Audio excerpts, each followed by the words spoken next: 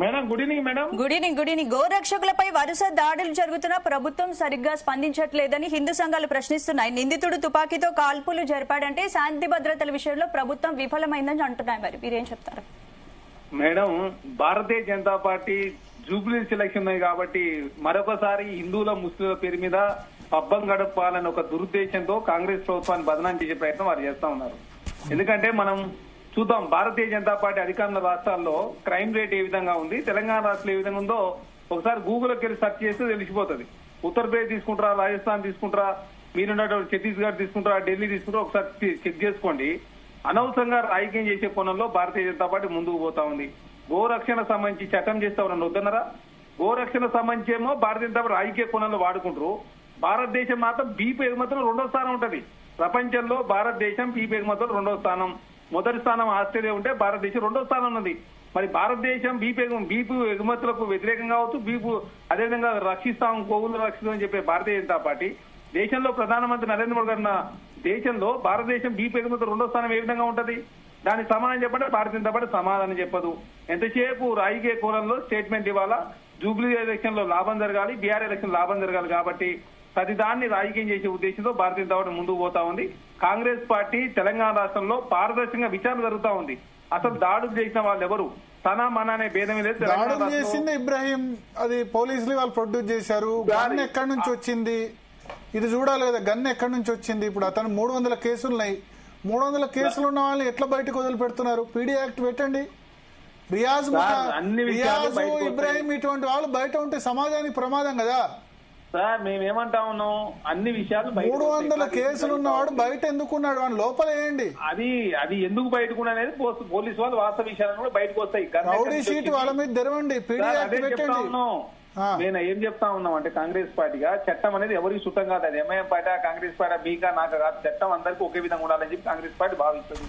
వారి మీద ఏం కేసులు ఉన్నాయి, ఎప్పటి నుంచి ఉన్న కేసులు, ఏ విధంగా గన్ ఎక్కడి నుంచి వచ్చింది, ఇవన్నీ కూడా పోలీసు వాళ్ళు అదేవిధంగా విచారణ చేస్తాం. విచారణ తర్వాత పూర్తి వివరాలు కూడా రాష్ట్ర ప్రభుత్వం ఇప్పుడు నిజామాబాద్ జిల్లాలో పోలీసులు చంపిన దొంగను ఎన్కౌంటర్ చేసినట్లు నిందితుడు ఇబ్రాహీం ని కూడా ఎన్కౌంటర్ చేయాలని అంటున్నారు. మరి సార్, మేడం, చట్టాన్ని చేతిలోకి తీసుకోరు. అక్కడ జరిగినటువంటి సంఘటన, అతను పోలీసు వాళ్ళ మీద కాల్పులు జరిపినప్పుడు దానిలో భాగంగా ఆత్మరక్షణ కోసం పోలీసు వాళ్ళు కాల్పులు జరిపారు.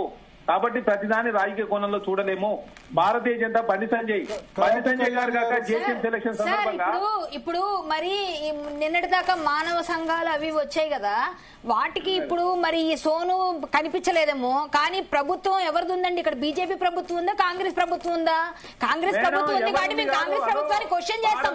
ఇంకొక విషయం, బీఫ్ ఎగుమతులు 2వ స్థానంలో ఉంది అని మీరు మాట్లాడుతున్నారు కదా, అది మీరు ఇంకొక వీడియో క్లియర్ గా ఒక ఆయన చేశాడు, అది చూసారా? ఆ వీడియో మీరు ఆ వీడియోలో క్లియర్ గా ఉంది. మీరు అది ఫస్ట్ చూసి వచ్చి మాట్లాడండి. మీరు ఇష్టం గోవుల గురించి బీజేపీకి ఆపాదించాలని చూడండి. ఇక్కడ మీరు మాట్లాడే వాదనలో అస్సలు అర్థం లేదు. ఫస్ట్ మీరు తెలుసుకోండి ఇక్కడ ఏముందో. మీ కాంగ్రెస్ ప్రభుత్వం ఇప్పుడు జూబ్లీ హిల్స్ గురించి ఎందుకు తీసుకొచ్చి పెడుతున్నారు? ఇక్కడ గోరక్షణ గురించి మాట్లాడితే అంటే మీరు ఇప్పుడు కావాలని ఎంఐఎం వాళ్ళకి సపోర్ట్ చేస్తూ ఇచ్చారా? మీరు గన్ లైసెన్స్ ఇస్తున్నారా? ఇప్పుడు జూబ్లీ హిల్స్ ఎలక్షన్స్ కి సంబంధం పెడుతున్నారు. ఎందుకు మధ్యలో మీరు ఎలక్షన్ సంబంధం ఎందుకు పెడుతున్నారు? ఇక్కడ మీరు ఎలక్షన్ ఏంటంటే అబ్బాయి ప్రాణం గురించి మాట్లాడితే గన్ ఎవరు ఇచ్చారండి? ఎవరంటే రౌడీ షీట్ అని బయట తిరగనిస్తున్నారు? ఎవరంటే పీడీ యాక్ట్ పెట్టండి? ఎవరి ప్రభుత్వం నడుస్తుందండి ఇక్కడ? మీరు మాట్లాడేదంటే మళ్ళీ గోరక్ష ఎగుమతి అని మాట్లాడుతున్నారు. మళ్ళీ అది కాదు ఇక్కడ టాపిక్. మీరు మాట్లాడుతుంది ఇబ్రాహీం గురించి. ఇబ్రాహీం కాపాడుతుంది కాంగ్రెస్ ప్రభుత్వం. ఎంఐఎం కి సపోర్ట్ చేస్తుంది కాంగ్రెస్. క్లియర్. సమాధానం చెప్తానికి మీకు సబ్జెక్ట్ ఉండదు. మీ దగ్గర సబ్జెక్ట్ ఉంటే సమాధానం చెప్పండి. బీఫ్ ఎగుమతులు అన్నారు కదా, ఇప్పుడు మరి జూబ్లీ హిల్స్ ఎందుకు చెప్పారు? మీరు మాట్లాడేది గోరక్షణ గురించి మాట్లాడండి. నేను ఒక ప్రశ్న అడగాలని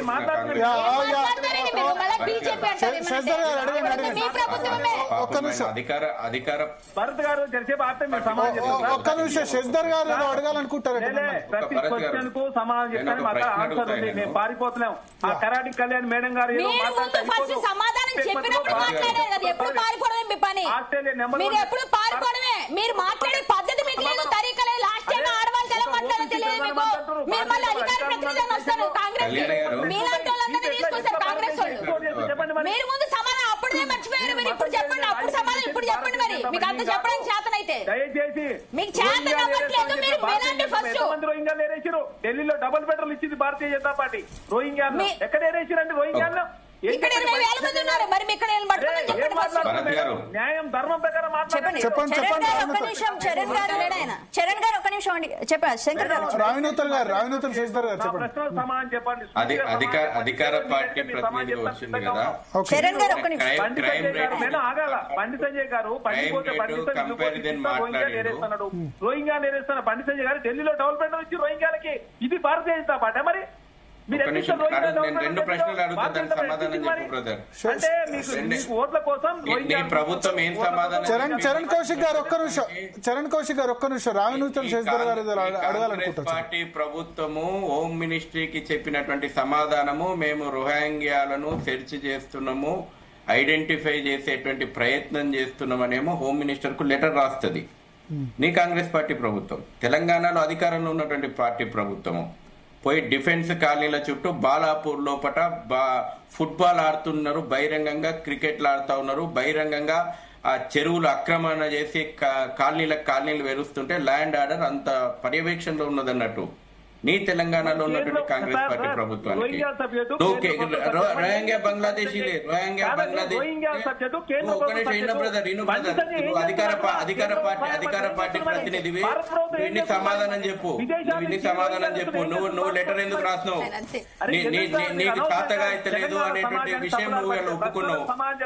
రెండో విషయము ల్యాండ్ ఆర్డర్ తప్పించుకొని కళ్ళు కప్పి ఎట్లా భారతదేశంలో రోహింగ్యాలు చెప్పాల సమాధానం ఉన్నది. మమతా బెనర్జీ ఉంది కదా దాటిస్తందుకు. మమతా బెనర్జీ ఉన్నది కదా.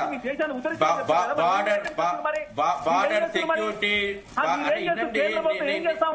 నీకు ఎక్కడ వస్తుందో సమస్య? ఇంటే ఓపిక లేదు ఆయనకు.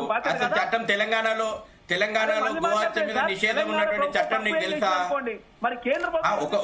ఒక విషయం చెప్పు. చట్టాలు లేవనుకుంటున్నావు, నువ్వు భ్రమలలో ఉన్నావు. అంటే ఉండు, ఇన్నో గోహత్య నిషేధ చట్టం తెలంగాణలో ఉందని తెలుసా? ఫస్ట్ అది చెప్పు నాకు. నువ్వు గోహత్య నిషేధ చట్టాలు లేవు అని మాట్లాడుతున్నావు, ఉపన్యాసాలు ఇస్తున్నావు. గోహత్య నిషేధ చట్టం తెలంగాణలో ఉందని తెలుసా? ఉందా? నువ్వు ప్రభుత్వ పక్షాన మాట్లాడు. నువ్వు గోహత్య నిషేధ చట్టము, prohibition of cow slaughter act 1977 అమల్లో ఉందనేటువంటి విషయం నీ ప్రభుత్వానికి సోయిందా లేదా? నీ ప్రభుత్వానికి సోయి లేదు చట్టం ఉందని, దాన్ని అమలు చేయడానికి ఓపిక లేదు. ఓటు బ్యాంకు రాజకీయాలు చేతి కలిసింది. గోహంతకులకు నిత్యం వందలాది గోవులను తరలిస్తా ఉన్నారు. ఇవాళ నీ ప్రభుత్వం చేస్తున్నటువంటి ఘనకార్యము. నువ్వు చట్టమే లేదని మాట్లాడుతున్నావు. చట్టం అమలు చేయమంటున్నాం మేము. చట్టం అమలు చేయమంటున్నాం మేము. ఈ రాష్ట్రంలో ఎవరి ప్రభుత్వం ఉంది? గోహత్య నిషేధ చట్టాన్ని అమలు చేస్తలేదు. దానికి సమాధానం చెప్పు భరత్ గారు. తెలంగాణ సమాజాన్ని తప్పుదారి పడించారు. చరణ్ అదొక్కటి చెప్పమన్నమ్మా. ఆయన ఎన్ని చట్టం ఉందా లేదా, ఆయనకు ఉందా తెలుసా లేదా చెప్పమనండి. తర్వాత దండం పెట్టి వెళ్ళిపోమానండి. నేను అడిగిన ప్రశ్నలకు వాళ్ళకున్న శరత్ గారు కావచ్చు, కళ్యాణ్ గారు సమాధానం చెప్పాలా. భారతదేశం బి బెగుమతులు 2వ స్థానం ఎట్లుంది? నీ సోనియా గాంధీ చేసిన ఘనకార్యం, నీ సోనియా గాంధీ చేసిన ఘనకార్యము, నీ మన్మోహన్ సింగ్ చేసిపోయిన ఘనకార్యము, నీ సోనియా గాంధీ చేసినటువంటి ఘనకార్యము, నీ చిదంబరం చేసిపోయినటువంటి ఘనకార్యము. రోహింగ్యాలు మరి మీరేం చేస్తున్నారు? మీ బాధ్యత కదా అది. కాంగ్రెస్ ప్రభుత్వం బాధ్యత కాదు మీరు అంటున్నారు. బాధ్యత చెప్తున్నారు. మీ రాజకుటుంబం చేసిన ఘనకార్యం దేశాన్ని ప్రమాదంలో మీ రాజకుటుంబం దేశం సొంత ఆస్తిగా ఫీల్ అవుతుంది కదా. మీ రాజకుటుంబం చేసిన ఘనకార్యం, మీ ఓట్ల కోసం చేసుకున్నటువంటి ఘనకార్యం. మీ ఓట్ల కోసం కేరళ నిస్సిగ్గుగా చెప్తే హిందుత్వ నఫరత్ అని మాట్లాడినటువంటి చరిత్ర వరకుంది. హిందుత్వాన్ని ఎరాడికేట్ చేస్తామని మాట్లాడినటువంటి పొత్తు పెట్టుకున్నటువంటి చరిత్ర, హిందుత్వాన్ని నఫరత్ అని మాట్లాడిన చరిత్ర మీ రాహుల్ గాంధీది. నువ్వు ఉపన్యాసాలు ఇస్తున్నావు. సరే సార్, చరణ్ కౌశిక్ గారు ఒక్క నిమిషం ఆగండి. ప్రియ గారు మీరు ఒక్క నిమిషం మళ్ళీ మాట్లాడతాను. కౌశిక్ గారు ప్లీజ్. ఆయన చరణ్ కౌశిక్ గారు ఏంటి, ఆయన ప్రొఫెషన్ ఏంటి అనేది నాకు తెలియదమ్మా. Correct subject. Congress party general సెక్రటరీగా ఉండే. ప్రశ్నకి ఆయన చెప్పిన సమాధానానికి 1% సంబంధం కూడా లేదు. ఎగ్జాక్ట్లీ. ఆయన ఏమంటున్నాడు, బీఫ్ లో భారతదేశం 2వ స్థానం అంది. ఒకసారి వెళ్ళి చెక్ చేసుకోండి సార్, 5th ప్లేస్ లో ఉంది. ఇక్కడ మేము పోరాడుతుంది, మేము మాట్లాడుతుంది గో సంరక్షణ గురించి, ఈయన మాట్లాడుతుంది బీఫ్ గురించి. బీఫ్ కి గో సంరక్షణకి ముందు తేడా తెలుసుకోండి. బీఫ్ కి గో సంరక్షణకి తేడా తెలుసుకోండి. గోమాతను కాపాడాలి. ఇక్కడ జరుగుతున్న డిస్కషన్ గో సంరక్షణ మీద. You are talking about a beef. Beef కి గోకి సంబంధం. ఆయన అరవటానికే వచ్చారు, డిబేట్ చేయడానికి రావట్లేదు. క్లారిటీ లేకుండా మాట్లాడమని పెట్టింది మీరు. డిస్కషన్ జరుగుతుంటే కనీసం ఒక్కరు కూడా ఎలక్షన్స్ గురించి మాట్లాడాలి. ఇక్కడ ఒక ప్రాణం కోసం, ఒక ప్రాణి కోసం మాట్లాడారు. ఏం మాట్లాడుతున్నాడండి? నా ముస్లింలకి దేశం కాదండి, పేపర్ ఏమన్నా రాసుకుని వచ్చినారా? చదువుతున్నారా? మీ అధికార ప్రతినిధి కాంగ్రెస్ ఆఫీస్ నుంచి వచ్చిన నోట్ చదువుతున్నట్టున్నారా? అరే, గో సంరక్షణ గురించి మాట్లాడుతున్నావు, దానికి సంబంధించిన యాక్ట్ గురించి మాట్లాడు. ఇంకొక విషయం కూడా అండి, ఇక్కడ రేవంత్ రెడ్డి గారు ఏం మాట్లాడుతున్నారు? గోశాలలు కట్టిస్తామని మాట్లాడుతున్నారు. మనం ఏం మాట్లాడుకోవాలి? ఇది కరెక్ట్ గా ఆలోచించాలి హిందువులందరూ కూడా. ఏంటి అనంటే గోశాలలు కట్టిస్తామనగానే అమ్మో మా రేవంత్ రెడ్డి గారు దేవుడు, మా రేవంత్ రెడ్డి గారు గొప్పవారు. ఆయన మ్యూట్ చేయడమ్మా, ఆయన మ్యూట్ చేయండి. కనీసం మ్యూట్ చేయండి. ఒక్క నిమిషం మీకు మళ్ళీ అవకాశం ఇస్తాను. ఆయన మ్యూట్ చేయండి. ప్రియా చౌదరి గారు చెప్పండి. ఆయన మ్యూట్ చేయండి. ఒక పక్క గోశాలలు కట్టిస్తామని మాట్లాడుతున్నారు అనగానే ఈయన ఎంత తెలివిగల రాజకీయ నాయకుడు అంటే హిందువులందరి నోళ్లు మోయించాలి. అమ్మో మా రేవంత్ రెడ్డి గారు దేవుడు, ఆర్ఎస్ఎస్. సార్ దయచేసి ఈ మాట మాట్లాడకండి మీరు.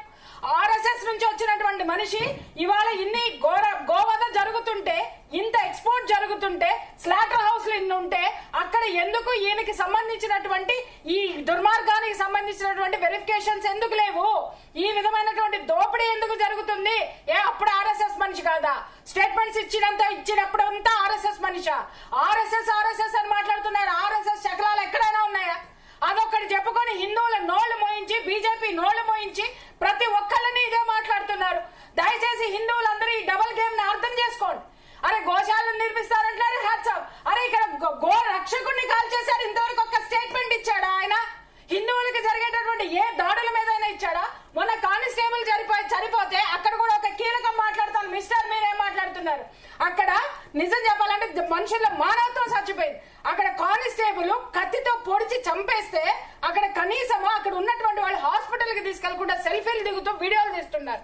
చివరికి అక్కడ కాపాడింది అదే పోలీస్ డిపార్ట్మెంట్ లో ఉన్నటువంటి ఒక ఎస్ఐ. ఆవిడ మహిళ, ఆవిడ దీంట్లో వేసుకొని వెళ్ళి కాపాడింది. ఇక్కడికి వచ్చి చూస్తే ఈ అబ్బాయి కూడా అక్కడ షూట్ జరిగిన తరువాత పోలీసులు వచ్చి రౌండ్ అప్ చేసి రాసుకుంటున్నారు తప్ప కనీసం at least even they didn't call ambulance కూడా పిలవకుండా అక్కడే నిలబడితే 35 minutes ఆ పిల్లాడు పవన్ బజరంగ్ దళ్ వ్యక్తి వెళ్లి అక్కడికి అంబులెన్స్ పిలిచినా కూడా టైం వస్తే అదృష్టం బాగుండి ఆ ఏరియాలో ఉన్న అంబులెన్స్ లోకి అక్కడ ఆ పిల్లవాడిని తరలించారు. ఇప్పుడు మాట్లాడవయ్యా, ఏం మాట్లాడుతావు నువ్వు? గో సంరక్షణ గురించి మాట్లాడుతున్నావు, గో రక్షకుల గురించి, రక్షణ గురించి మాట్లాడు. హిందూ రక్షణ గురించి మీ రేవంత్ రెడ్డిని మాట్లాడమని చెప్పండి. ఇది ఎలా ఉందంటే డబుల్ స్టేట్మెంట్స్ అండి.